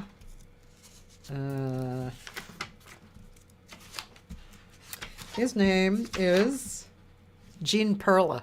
Oh, wow. Okay. But it's not, of course, the vocal guy. It's the other guy who's played with a lot of heavy jazz people and has his own record label, as a matter of fact. So it's kind of cool, Yeah, good for him. I'll look that up. That's great. Yeah. So yeah, I want to. I think sharing that information is really good. Yeah. That, and also another thing I'm putting out there now is it's an idea that I came up with because excuse me, I became one of the advisory board members of the California Jazz Foundation in LA. It's not the Jazz Society, and then this California Jazz Foundation. And not a lot of people actually realize that the Jazz Foundation actually is for giving money to Los Angeles jazz musicians who are in need. So that's very particular. And of course, the Jazz Society is something else. So I wanted to create something that would bring attention to the foundation and also bring some money. So I have a friend you might know, Dennis Dreeth. Does that name sound familiar? He was the CEO of several companies that found musicians money. You know. He also had a big band, which he still has. And so he knows a shitload of information about licensing, and he knows tons of people in that field. So I instigated a workshop, a 2-day workshop for licensing information. Oh, that's wonderful. Yeah, people like you and me need this information. We don't know. We don't know how to take advantage of that stuff. So it's a 2-day workshop, and for those of you interested and not on my mailing list, you will see it on my Facebook, but it's coming up Saturday, March 19th. This is in the afternoon, early afternoon, and Saturday, March 26th. And it's online. And I'm not sure we're going to record it and sell it afterwards. So you might want to do it. It's not very expensive. I think it might be $60 for both workshops. Yeah, I mean, talking about, CDs and the CD baby and, this part of the business that is so, it was never, when we grew up, we, grew up in this whole thing. We weren't really thinking about that. Some people were, I guess, but people like you and me and Bill, we were musicians and, we were just doing the gigs. So, but at this point, Yeah. it's nice to know what, okay, your CD is there, Lullaby CD, and how, that could be in a movie, no problem, and how do you get it there? How do you license it? Yeah. How do you, so yeah, so much information. And I don't know about you, but I don't know if you look at stuff like that. Sometimes that comes across my vision and I have a limit, Yeah.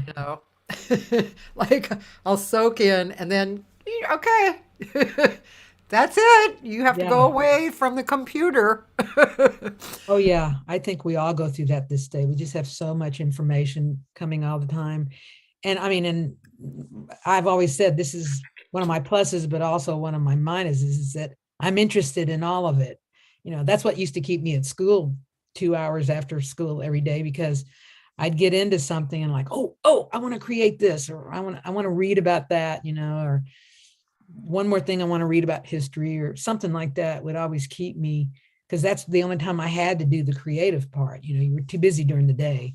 Yeah. So yeah, the web is a great place for me. And also I'm down that rabbit hole every night, like an article, and then I'm there. Or else Bill and I watch a lot of movies together, and undoubtedly he'll say, who is that person? Where do we know them from before? And I'm Googling this person, and telling him their life story. And that seems to be one of our patterns. I always say, I know lots of facts that I don't really need to know about Hollywood and so forth. And, that's the only category I do well on Jeopardy. Everything else, not so much.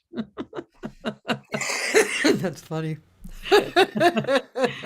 Oh, well, it's enjoyable. You do what you enjoy. Yeah. What's one of your favorite movies nowadays?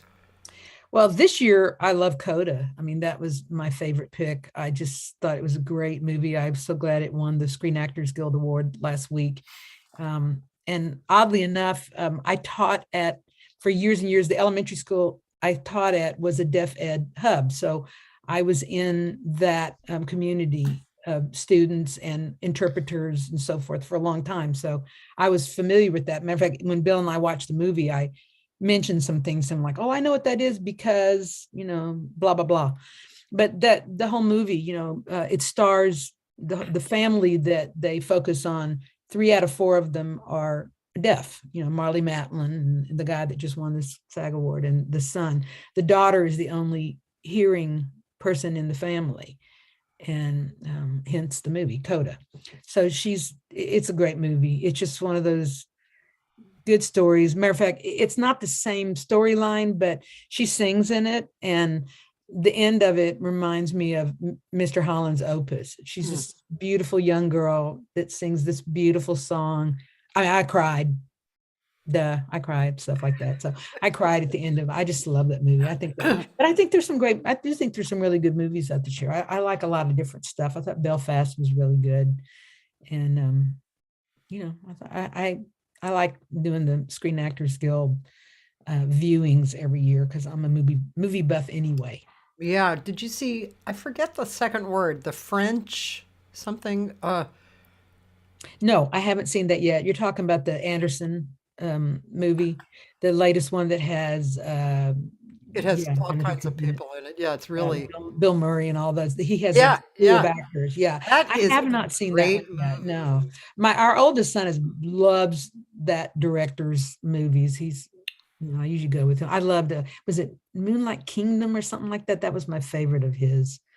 But I don't remember yeah, that. our oldest son loves those, the Tenenbaums. Yeah, or oh, I whatever. loved that movie Yeah, too. there's a whole string of those movies. Yeah. They're pretty funny. Yeah, the French movie thing, that is really good. The French Dispatch, I think, is the Yeah, name. I think so Yeah, too. but I have not seen that one yet. No. Very interesting, clever, amusing, it's really a good movie. Yeah, I want to see it, definitely. I just saw, our I mean, list. we love Ryan Reynolds. So we just saw the latest Ryan Reynolds one, which was really, what a weird concept. Do you know this? Was that the one with him and Will Ferrell? No. Okay. This is, I forget what it's called. He is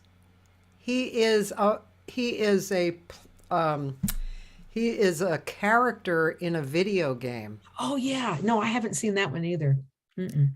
It's it was a great idea. What a concept for a movie or a story. It was really interesting. And, we just get a kick out of Ryan Reynolds. He's just the way he acts. He's very improvisatory, Yeah, we do too. I like him a lot. Yeah. Did you go see West Side Story, the new one? I have not. I loved it. You did? I did. I went to the movies to see it because I wanted the full experience. I didn't want to watch it on a tape on TV. So Yeah. my sister and I went. We were nostalgic, I have the Aretha. I haven't gotten to this yet, but I have it right here. That's good. Yeah. Yeah. Jennifer Hudson's excellent in it. And the that. Cynthia Erivo one was good too. They both did a great, great job. I Yeah. thought. And then Yeah. recently I actually I resaw the Ella Fitzgerald documentary, which was really good. Oh, I haven't seen that. You're telling me about some stuff. So that's It's good. really good. I think it's on Netflix. Very good. Yeah. Well, yeah. Peggy, Yeah. And I was gonna say, the thing these days is if you're not watching one thing, you're watching another. It's fun to say, "Are you watching?" No, but I'm watching these 4 things. that and reading books by my bed, and now I have a new book that I have to get. Yeah, Simple you'll love it. Abundance, Yeah, and Very positive. Very forward to positive. that. Yeah, my present mostly my present book, because of course I'm reading 3 at a time or something, but is the Kenny Werner second book. Yeah. And Being the Instrument, and it's good. It's really So good. I get to plug here since you did that. Kenny Werner is a friend of my husband's, and my husband Bill wrote his thoughts about harmony and improv in a book that he is selling online on Jamie Abersol's page, jazzbooks.com. You can buy the digital or you can buy the book from us. And Kenny Werner looked at it and told Bill that he loved it, and it's the blueprint for learning improv and harmony. So we got to put that little quote on the book. That is so Yeah, it's only a cool. 35-page book, but it So It, I'm sorry, what is the name of it? I have to look up the name all the time because even Bill can't remember the name of his book. But I would just say go to, let me look it up real fast for you. It's on the jazzbooks.com. I'm going to go buy it, especially since I'm taking piano class. But I mean, if you want the paper copy, you have to go to Bill's website, which is Oh. Lohr Music. Or you can get the Or you can get the digital on Jamie Abersol's page. And I'll tell you the name, but nobody will remember it. It's called Bass Motion, Chord Substitution, and Improvisation. Say that one more time. Okay, it's called, I'm going to send you a picture too. It's called Bass Motion, Chord Substitution, and Improvisation. So if I type in bass motion, chord. Or you could type in Bill Lohr and it'll come up. Oh, substitution. Okay, let's see if it just comes up like this. It says one product found, which is, it says it's a bestseller. Is this it? I wish. Bass motion chord substitute. Yeah, by Yeah. Bill Lohr. Yeah. I'm buying it. Yeah. So Kenny Warner loved it. So we like to say his name when we talk about the book. Oh, yeah. And this 32-page book is a complete, succinct, and easy to understand version of the basic harmonic and linear language of jazz. If you were introducing musicians to jazz and wanted to give them a concrete place to start and progress, you could and should just teach to this book. Yeah. And if they want the paper, It's through Bill's website, which is B Lohr Music altogether. not lowermusic.com. Oh, the B No. Lohr. I see. BLohrmusic.com has the paper book that you can order. I see. Oh, I see. Cool. Great. Fantastic. Yeah. Wow. I love this. That is very timely, girl, because, today was my piano lesson, Yeah. Mondays and Wednesdays, Cool. kicking my butt. You have to practice piano a lot, See, that's when I took piano, but I wish I knew how to play like you and Sonny and my girlfriends that know how to do it. And Well, you know, that's Rosanna we Eckert, can she's great. accompany, but Yeah. actually being a piano player, that's Yeah. a different. That's different. Yeah. I'll just say that right Still now. things for me to learn in life. Me Bucket too. list. Bucket list. I loved having you on. It was great. I love being with you. It makes me miss you more. Getting to see you on the Zooms this week. We Yeah. haven't had a talk in a long time. I almost came for your 50th birthday party with Debbie. Remember? Oh, I wish you had. Me too. Yeah. It's moments like that I look back and I go, I should have done that. What could possibly be so important about being here? Like a gig. So what? Yeah. You get another gig, or whatever. But yeah, that would have been so much fun to hang out. Well, you're with welcome anytime.